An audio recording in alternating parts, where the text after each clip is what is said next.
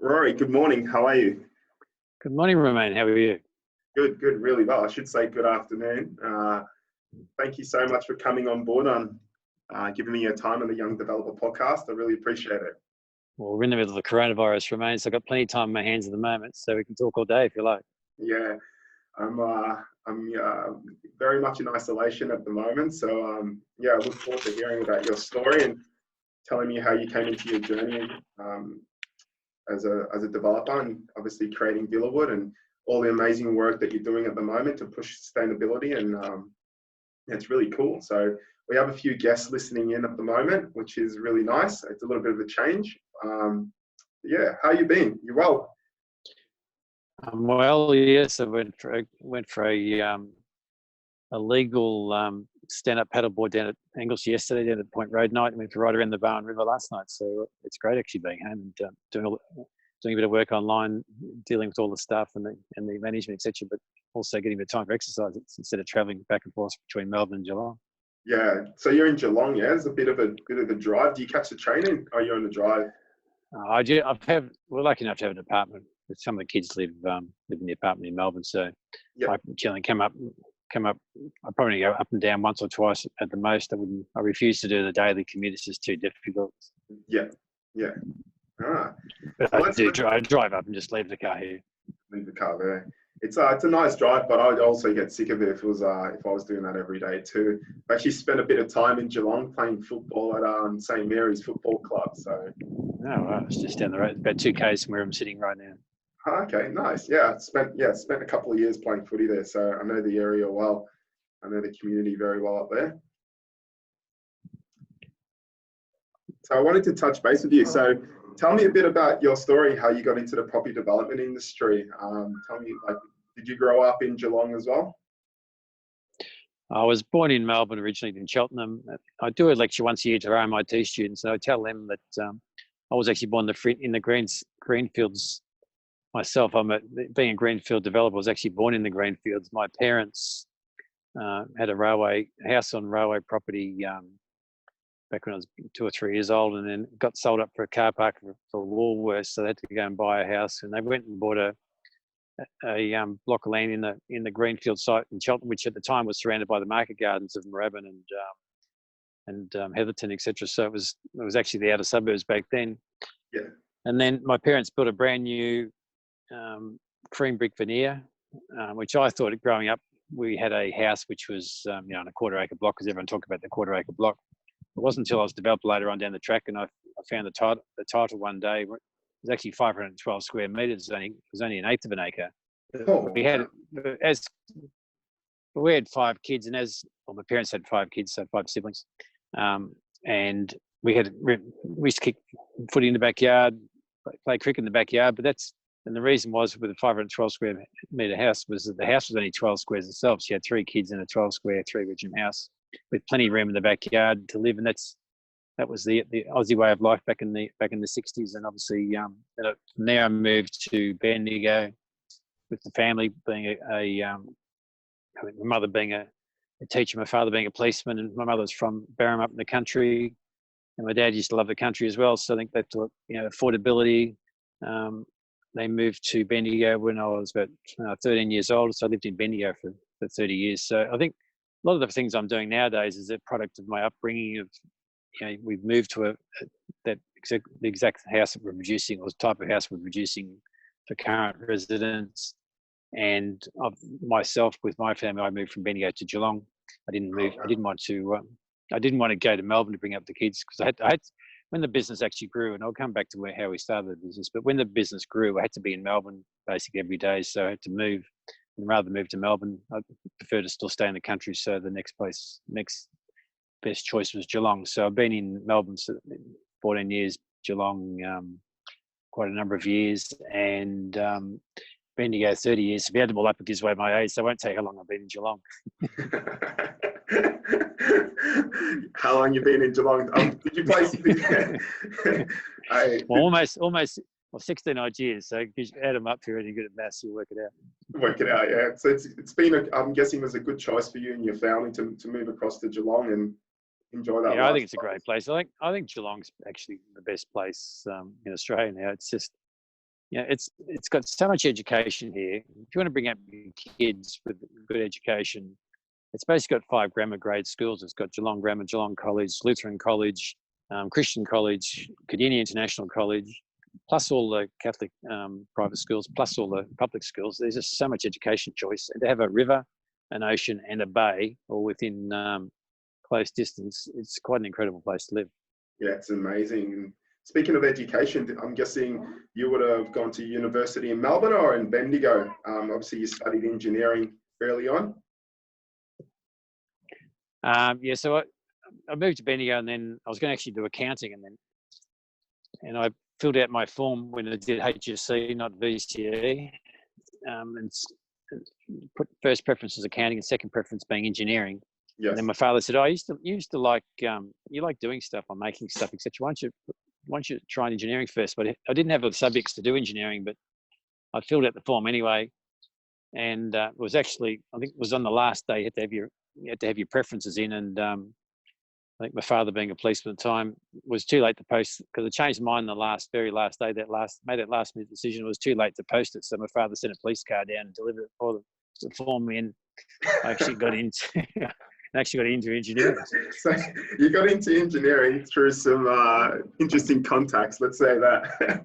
And also, I didn't have the subjects. I ended up in first year engineering. I had to do first year 12 physics because I didn't have the subject. So that was, but being in Bendigo at the time, that Bendigo was looking for more students, so they're a bit more commensurate and a bit more flexible in how they operated. And I don't think, if I had gone to Melbourne Uni, which I wouldn't have got in with my marks, but had it got in, I don't think it would have. I just wouldn't have been able to cope with that system of having 300 students in one spot. I think having a country college it was called the Bendigo College of Advanced Education back then, now called La Trobe Uni. But you certainly, I think, without that camaraderie of close knit group of students, I wouldn't have got through university without a bit of help from each other. Yeah. I think they call it. I think they call it plagiarism nowadays, but certainly we self-helped each other back then. Hey, we all help each other when we need, yeah. Exactly. Yeah. I actually spent a little bit of time up there too, in a little town called Elmore. I'm sure you know where Elmore that is just half an hour from. It's a half an hour drive from Bendigo to the north. Yeah, I spent a little bit of time up there with farmers. I have known people who've done it in 19 minutes, so that was a bit of a record. Yeah. Some of the rev heads back in the early days. It's a long strip, that one. I've driven very safely along there.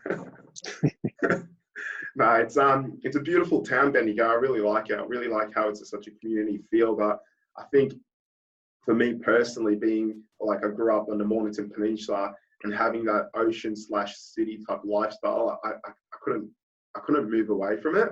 And probably similar to yourself, I'm guessing that Geelong offers so much land, and obviously so much variety in what you can do from the activities point of view for the family and the school and the community. It's pretty good in Geelong.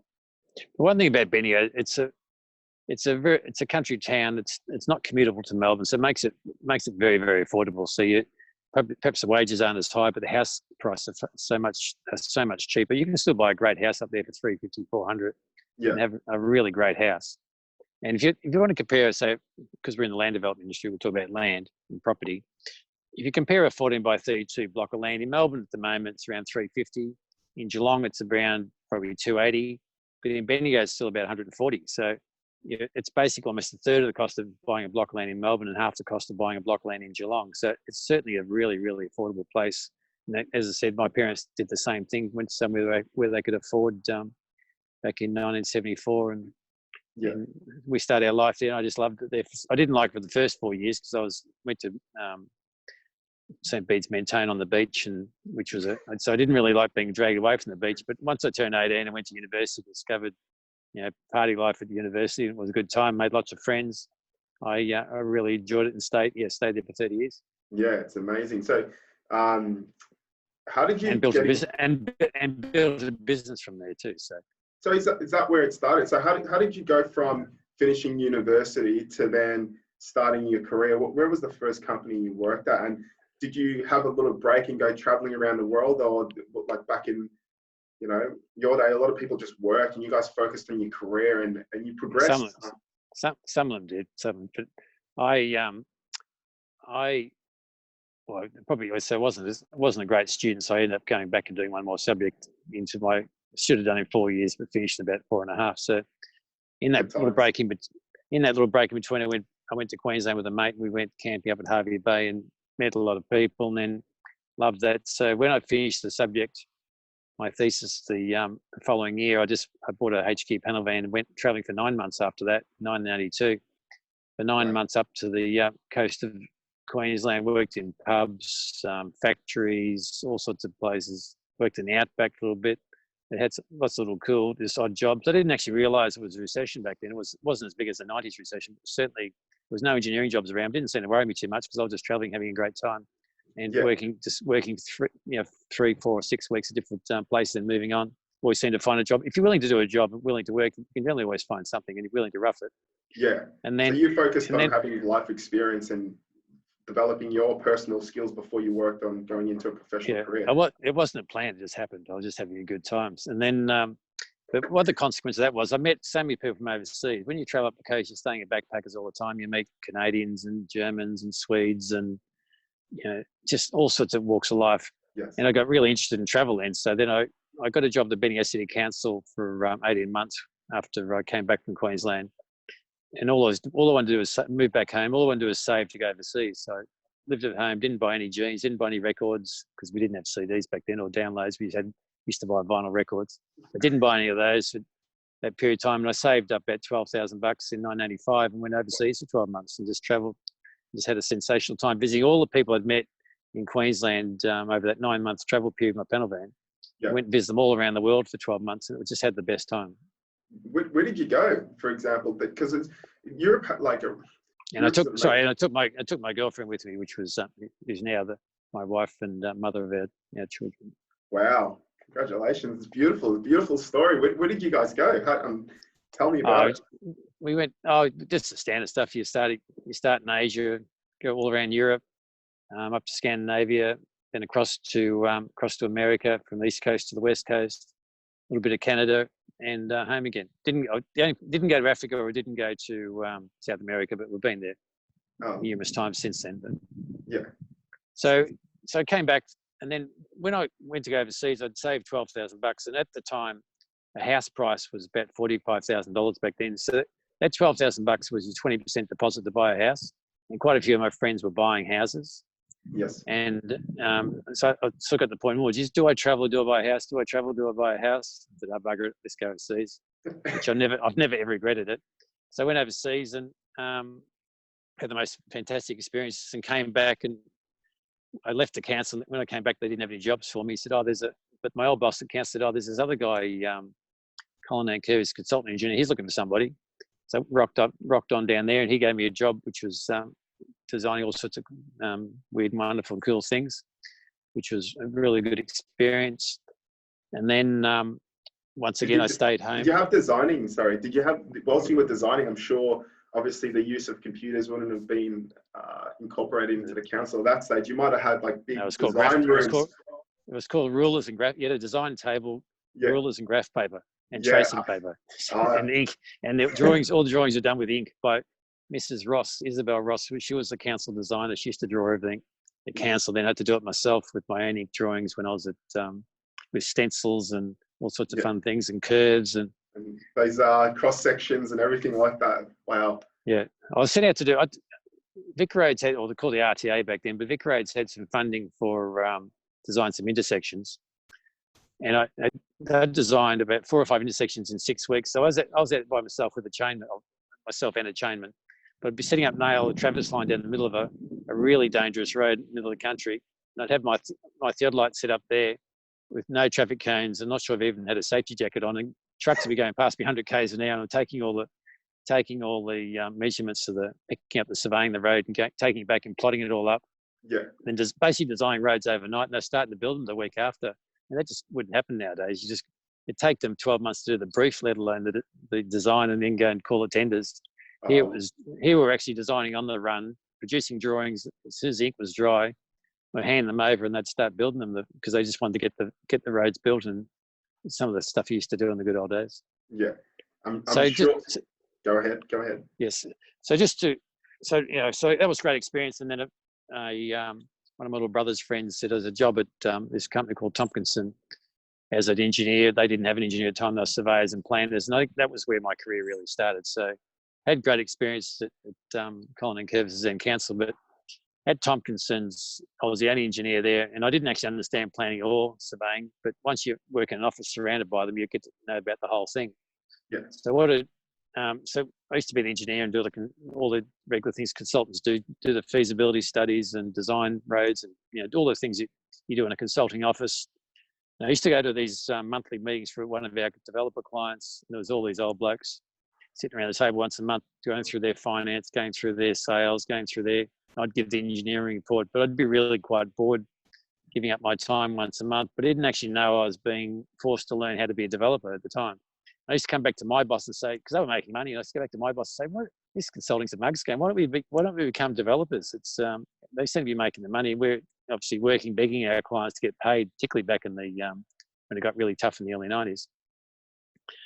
And so anyway, out of that syndicate, one of the guys retired from the board or their company board and put their son in there, who's similar age to me, Robert Ketterer. And he said to me, there's another bit of land there's a piece of this is where it all started. So there's a piece of land in Eagle Hawk. It's about, could chop it into 30 lots. I'm thinking about setting up a syndicate. The land's probably going to sell for about $150,000. So 16 people put in $10,000 each. And then he said, "You want to come in?" I said, "I'd been dying to become a developer." So I said, "Yeah, no worries." So I'm in. Yeah. And I just Eagle Hawk in Bendigo, yeah, correct? Yeah, that's right. And then so we went to this auction. And I didn't have any money, so I just bought a house, which you can come back to if you want to about the house. But I just bought a house because I'd come back from overseas, lived at home again from the age of 26 and a half till 28, lived at home, saved again and saved a deposit for a house, went and bought the house. So I was only 2 years behind all my friends, basically, to get the house. So I had no money because I bought the house. So I went and borrowed from the state bank. I think I had $10,000 personal loan. To get into this syndicate, and then we went to the auction, bought the land and chopped it up into 30 lots. And I think we doubled our money in 2 years, and that was happy days. Let's do it again. So from then I just got, and that was at the start of the recession. So that was in 89, 90. All their clients at Tompkinson had basically gone bankrupt, all their bigger clients, a few smaller ones around. So really, really struggled for work. And to really put in perspective the coronavirus and what's happening at the moment, we were asked to work for 5 days a week for 4 days pay for well over 12 months just to survive as a business, as a consulting business. The bank, I think our bank overdraft time was $120,000 for a little country office, and we were always at our limit or over the limit. We were paying 18% interest at the time. Yeah. And then to get our wages through, our wages, the cost of the wages was always over the $120,000, and the penalty interest for being over $120,000 was 6%. So to get our wages through, which is often days after we're due to be paid because we had to beg people for checks. But so my boss was paying 24% interest on our wages. So imagine carrying that burden during the recession. So it was I call that particular period surviving that as my MBA in life. I've never been smart enough to do an MBA, but just the experiences, I think, was just incredible life experience. There's an amazing ability to navigate your way through such a difficult time, but obviously being in a recession for the entire country and still be able to run a company and a business. And obviously the coronavirus, there's going to be a lot of companies that have to shut their doors, obviously, for a substantial period of time or forever. So I guess a lot of people have a lot of tough decisions that they'll need to make, and it'll also lead to a lot of creativity, to be fair. I think some of us older people have been discussing it, sort of, in some ways there's going to be a lot of hardship, but it's also going to reset people's expectations. I think everyone's sort of got particularly perhaps the millennials and others have got a bit of an expectation of what's owing to them, etc. But here it's I know where you were trying to. You're like not you, but everyone else. But there is certainly going to be a reset and a change of people's expectation of what they need to put into society to get something back out of society. I think it's fair to say that's going to become quite prevalent. And I think the GFC, we never really had a GFC in Australia, because everybody had every school got a new library or gym or whatever, and then every or science room, and then every all the first home buyers got the $36,000, well, $32,000 in the cities and $36,000 in the country first home buyer grant. Every domestic builder and every commercial builder in Australia was fully employed. So we never had a GFC in Australia. Yeah. And then the Royal Commission came along, which people thought, oh, that's a bit, this is pretty tough. But it was a worry it was going to go really downhill. But in the end, we pulled through it okay, which was a bit of hardship around the place. But I don't think any of those two actually taught anybody a lesson. They weren't harsh enough to actually teach anybody a lesson that what really is to have tough times. In the previous tough times in Australia, you could go back to the 90s when I can remember, or previous, that's probably not till World War II, where obviously I can't remember, and not many people around there's really almost nobody alive nowadays to remember that. And or back to World War I or the Depression so this is the biggest event in 30 odd years that the world will actually experience real hardship. Yeah, correct. I was just diverge a bit. I was actually speaking to someone, and they were asking me how am I coping through this isolation period. It's quite interesting, Rory, because a lot of people haven't had to be on their own and deal with things on their own. And obviously, because we've had such a great economy for such a long period of time, people are able to access funds and go do things that other parts of the world probably don't get the opportunity to. And it was interesting, I was saying that I was born in South America, and at times where there's, and I think I was speaking to Brendan Condon and Danny about this, and because where I lived in South America, it's very isolated, very isolated. So you have one road, one bridge. If you don't have the bridge in operation, if someone blows it up, and at times the bridge would break down and completely collapse, you're in isolation. Like, there's no food coming in and out, there's no water coming in and out, and we'd probably go maybe 2 or 3 weeks at some times without electricity. And because of the times when they had politicians and they were getting an election, they would have us stay in our homes for a week or 2 weeks at a time.